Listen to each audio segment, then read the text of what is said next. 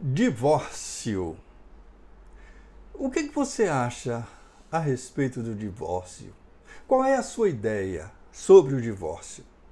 E o que os benfeitores espirituais pensam, dizem a respeito do divórcio?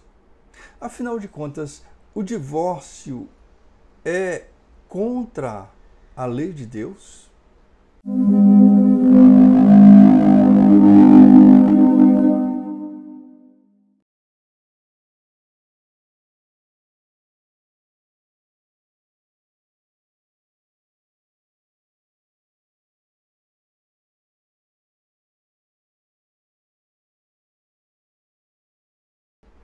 Olá, eu sou o Clóvis Lima e este é um canal que fala de questões da vida à luz do Evangelho do Senhor, sob a claridade da doutrina espírita.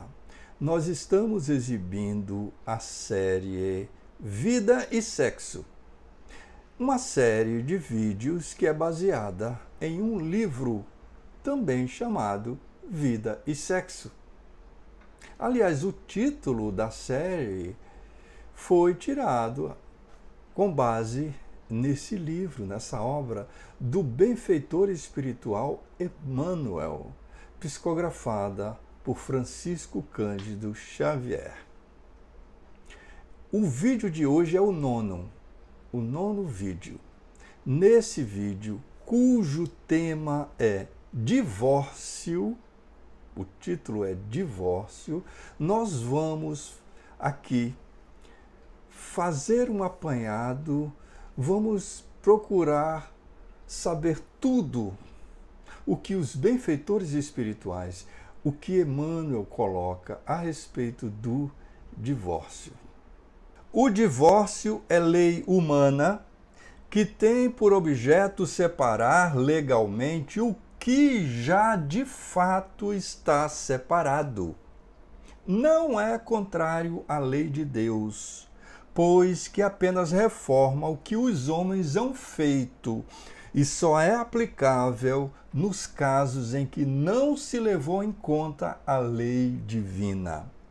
Capítulo 22, item 5 de O Evangelho segundo o Espiritismo. Olha aqui, que eu e você tenhamos uma certeza, mas é certeza mesmo.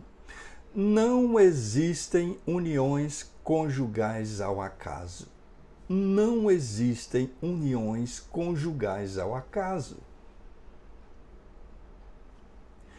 Isso os benfeitores espirituais dizem e é uma certeza. Eles são unânimes em afirmar isso, essa tese. Não existem uniões matrimoniais, conjugais, ao acaso. Sempre que duas pessoas se unem para a comunhão sexual, para viverem juntos uma vida, para se casarem, etc., isso não é por acaso. Partindo desse princípio, os benfeitores espirituais nos dizem que o divórcio não deve ser facilitado. Não deve ser facilitado. Por quê? Nós vamos ver por quê. Para começar, é preciso que a gente entenda, que eu entenda, que você entenda, que as uniões conjugais existem. Para quê? De modo mais comum. Para quê? Para os burilamentos e conciliações que foram objeto de acerto antes da reencarnação. Minha amiga, meu amigo, somos nós mesmos, eu, você, que muitas vezes pedimos, antes da reencarnação, pedimos o casamento difícil. Para quê? Para o acerto de contas. para os burilamentos que vão pacificar a nossa consciência, tendo em vista os erros cometidos em existências passadas. Acontece, porém, que depois de assumida a união conjugal, tudo bonitinho, assumida a união conjugal, depois de um certo tempo a gente recua. A gente recua diante dos problemas no casamento. E em muitas ocasiões, em muitas situações, o companheiro ou a companheira voltam ao exercício da crueldade, seja na forma de menosprezo, ou de desrespeito, ou de crueldade, ou de deslealdade. E o cônjuge prejudicado nem sempre vai encontrar recursos suficientes para se sobrepor, para superar os processos de dilapidação moral de que é vítima. Desse modo, o companheiro ou a companheira, se vendo no limite de resistência, depois da dilapidação moral, limite da resistência sem necessidade disso, sofrendo sem necessidade. É muito natural que esse companheiro ou essa companheira se valha do divórcio como medida extrema contra o suicídio, o homicídio ou outra calamidade que iria complicar mais ainda o destino. Nessa situação, o divórcio vai surgir como bênção necessária. Bênção necessária. E o cônjuge prejudicado vai encontrar no tribunal da consciência o apoio moral da autoaprovação, podendo esse cônjuge prejudicado renovar o caminho, acolhendo ou não outra companhia para a jornada humana.